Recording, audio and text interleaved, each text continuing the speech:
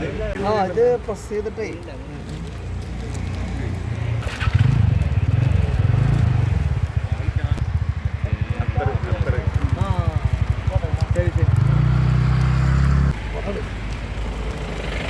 ശരി ശരി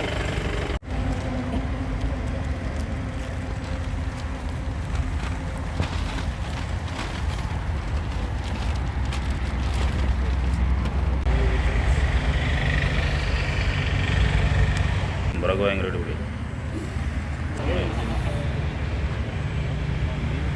എല്ലാവർക്കും നമസ്കാരം.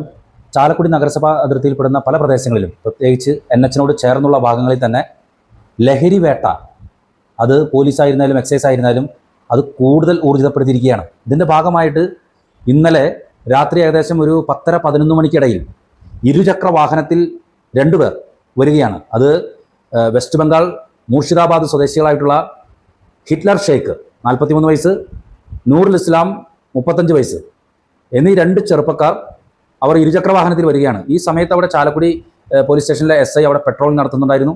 ആ സമയത്താണ് ഇവരുടെ വരവ്.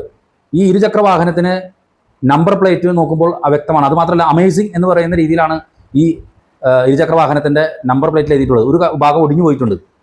ഇത് സംശയം തോന്നിയ പോലീസ് അതുപോലെ തന്നെ ഡാൻസ് ഓഫ് ടീമുകളും അവിടെ അവരുടെ പക്കലുണ്ടായിരുന്ന ബാഗുകളും മറ്റും പരിശോധിക്കുമ്പോഴാണ് 9 കിലോയോളം കഞ്ചാവ്, അത് പ്രത്യേകം പാക്ക് ചെയ്ത് 3 വലിയ ബാഗുകളായിട്ടാണ് ഈ കഞ്ചാവ് സൂക്ഷിച്ചിരുന്നത്. ഇതിൽ ഇവർ 2 പേരും അവിടെ തൊട്ടടുത്തുള്ള ഒരു വർക്ക്ഷോപ്പിലെ തൊഴിലാളികളായിരുന്നു.